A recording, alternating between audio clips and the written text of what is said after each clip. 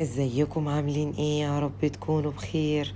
تعالوا نعمل شوية جيلي بالفواكه، حاجة تحفة. مية على النار، اول ما تغلي معاكي ننزل باكياس الجيلي. انا جبت جيلي بالفراولة تحفة. انا نزلت باربع اكياس جيلي، والكل كيس هنزل ليه معلقة سكر، معلقة سكر كبيرة. هدوب كل ده على النار، مش هيغلي كتير على النار، يا غلوة واحدة بس لغاية ما الجيلي يدوب وكمان السكر يدوب معايا. دلوقتي بنزل بالسكر، لكل كيس معلقة سكر كبيرة،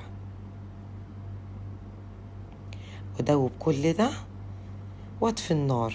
مش محتاجة النار في حاجة دلوقتي، اسيبه يهدى معايا شوية كده لغاية ما احضر معايا الكاسات والبولات اللي هحط فيها الجيلي. دلوقتي حضرت الكاسات بتاعتي، قطعت فيها تفاح